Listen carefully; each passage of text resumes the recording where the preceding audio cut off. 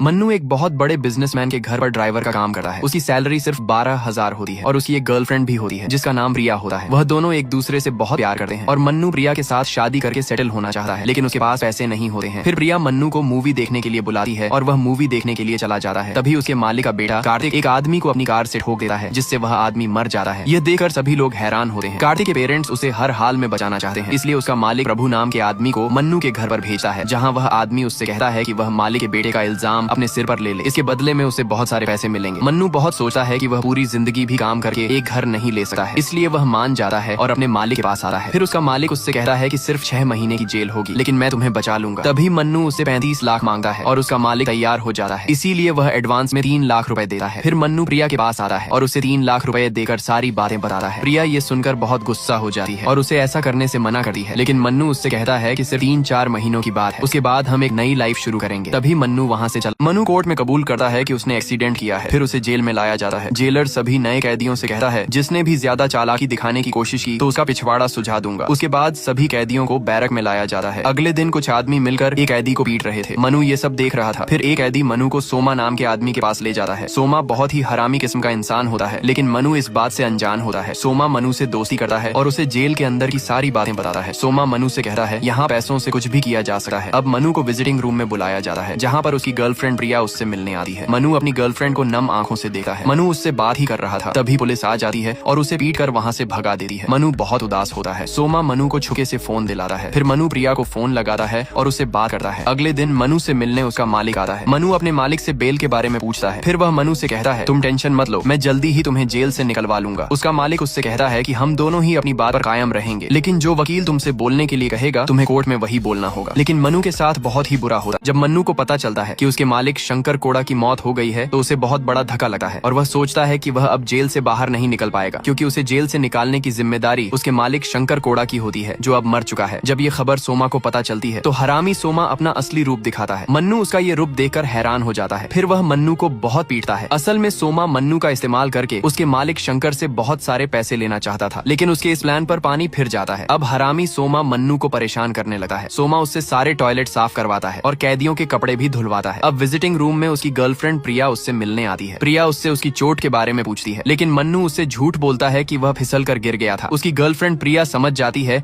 कि मन्नू को जेल के अंदर परेशान किया जा रहा है और वह मुसीबत में है, इसलिए प्रिया पुलिस वाले को पैसे देती है उसे हरामी कैदियों से बचाने के लिए। फिर वह पुलिस वाला मन्नू को सोमा के बैरक से निकालकर दूसरे बैरक में शिफ्ट कर देता है। अब अगले दिन पानी में एक कैदी की लाश मिलती है। सोमा के हरामी बंदों से परेशान होकर वह कैदी अपनी जान दे देता है। ये देखकर मन्नू बहुत उदास हो जाता है। 10 साल बीत जाते हैं और मन्नू जेल से छूट